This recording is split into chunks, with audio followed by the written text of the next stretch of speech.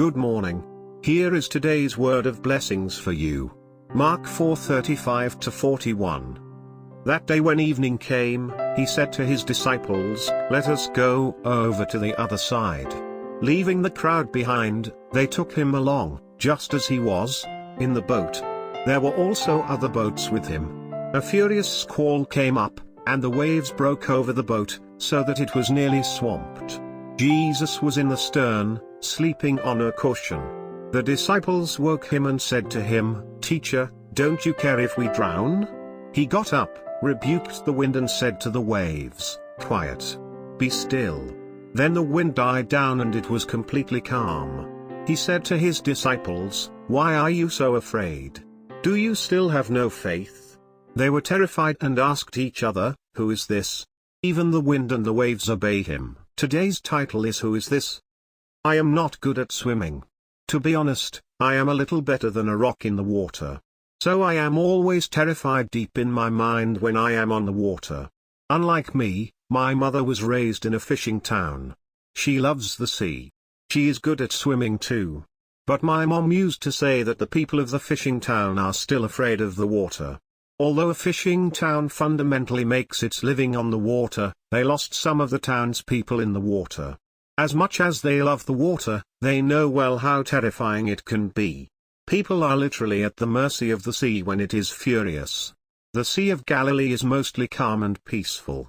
But it is also known to have sudden squalls off and on. That was what happened when Jesus and his disciples were going to the other side of Galilee over the water. It was Jesus who told them, "Let's go over to the other side." He wanted to proclaim the gospel and kingdom of God there too. Disciples obediently followed his direction. All of a sudden, a furious squall came up. The peaceful waters that they were on suddenly start dashing and breaking over the little boat that they were in. The boat must have been shaken up and down, back and forth. The waters from the rainstorm as well as from the sea were rapidly filling the boat. The boat was nearly swamped. In other words, the boat was about to sink. We can easily imagine what a chaotic scene it must have been. People must have tried everything to save the ship, shouting at one another in fear and in desperation. But Jesus was soundly asleep amid the uproar. He must have seemed so indifferent to the imminent problems of the boat. Finally, someone woke him up saying, "Teacher, don't you care if we drown?"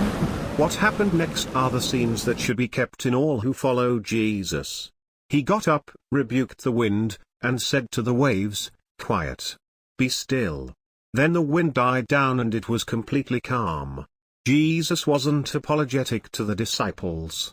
He didn't say, "I am sorry that I didn't wake up earlier. I must have been too tired." Instead, he said, "Why are you so afraid? Do you still have no faith? Who is this?" Now the disciples, now terrified at what they have seen, asked one another.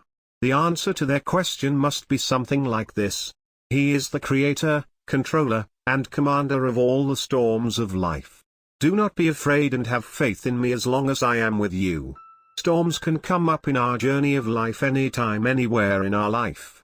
Are we ready now to have faith and not be so afraid? The answer must be yes, only if we know who Jesus is.